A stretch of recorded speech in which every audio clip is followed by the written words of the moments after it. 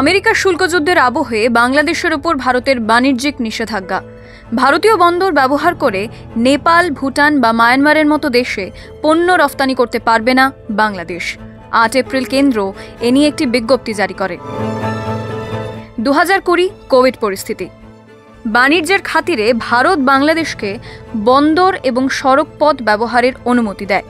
পণ্য রফতানি করতে বাংলাদেশ এতদিন ভারতকে ট্রানজিট রুট হিসেবেই ব্যবহার করত। তৃতীয় কোনো দেশে পণ্য রফতানি করতে এই সুবিধা পেত। মঙ্গলবার থেকে সেই সুবিধাও বন্ধ করে দিল Bharat. This was a facility that was extended to Bangladesh in 2020. The transshipment facility extended to Bangladesh had over a period of time resulted in significant congestion at our airports and ports. Logistical delays and higher costs were hindering our own exports and creating backlogs. The facility, therefore, has been withdrawn with effect from 8 April 2025. And let me clarify here, I saw some reports. These measures do not impact Bangladesh's exports to Nepal and Bhutan transiting through Indian territory. আমার এই ড্রেসগুলো চাই, ডিসকাউন্টও দিচ্ছে। এই গরমে সারাটা দিন যদি ফ্যান চলে, যা ডিসকাউন্ট পাবে সবই ইলেকট্রিক বিলের পেটে যাবে। তাহলে ফ্যান বদলে দাও। স্টাইলিশ তো বটেই, তার উপর ইলেকট্রিক বিলও বাঁচিয়ে দেয়। চলো কিছুটা সেভিংস করি, তুমি, আমি আর ভিগার্ড বিএলডিসি ফ্যানস। কেন এই সিদ্ধান্ত? পিছনে রয়েছে মোহাম্মদ ইউনুসের চীন সফর এবং বেজিং বৈঠক।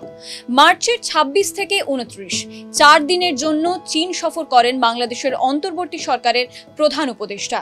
সফরে ইউনুসের একটি মন্তব্য থেকেই যাবতীয় বিতর্কের সূত্রপাত।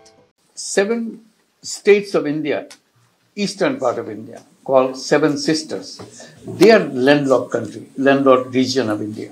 They have no way to reach out to the ocean. We are the only guardian of the ocean for all this region. So this opens up a huge possibility. So this could be an extension of the Chinese economy. Varicose ভেনের জটিলতা। আজই আপনার appointment বুক করুন ভারতের 1 নম্বর varicose when হাসপাতালে। ভূ রাজনৈতিক মানচিত্রের কথা মাথায় রেখে ইউনুসের এই বক্তব্যের কড়া জবাব দিয়েছে ভারত। বঙ্গোপসাগরীয় উপকূলের 6500 কিলোমিটার সীমানা ভারতের আয়তাধীন, যা ভূমধ্যসাগরীয় অঞ্চলের অন্তর্ভুক্ত যে কোনো দেশের মধ্যে সর্বাধিক। বাংলাদেশ এবং চীনকে একথা মনে করিয়ে দেন ভারতের বিদেশমন্ত্রী এস জয়শঙ্কর। পরে থাইল্যান্ডে বিমস্টেক সম্মেলনে মোহাম্মদ ইউনুস এবং প্রধানমন্ত্রী নরেন্দ্র মোদীর বৈঠকেও এ নিয়ে কথা হয়। প্রধানমন্ত্রীর দফতর থেকে যে বিবৃতি প্রকাশ হয়, সেখানেও এই বিষয়ের উল্লেখ ছিল। ভারতের এই সিদ্ধান্তের কারণে ধাক্কা খাবে বাংলাদেশের 47 বিলিয়নের বাণিজ্য। বিশেষ করে নেপাল এবং ভুটানে বস্ত্র বিপণনে খরচ বাড়বে বাংলাদেশের। কেন্দ্রের এই সিদ্ধান্তে খুশি অবশ্য ভারতীয় বণিক মহলের একাংশ। লাভবান হবে ভারতীয় বস্ত্র, জুতো এবং পাথর বিপণন বাণিজ্য।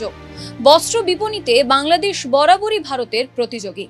এবার সেখানে অনেকটাই একাধিপত্য থাকবে ভারতের।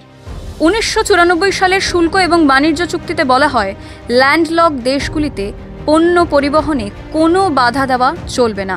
শুল্কহীন রফতানিতেই জোর দেয় WTO। নেপাল এবং ভুটানে পণ্য রফতানির ক্ষেত্রে বন্দর ব্যবহারের যে নিষেধাজ্ঞা চাপিয়েছে ভারত, তা নিয়ে প্রশ্ন তুলতে পারে বিশ্ব বাণিজ্য সংস্থা।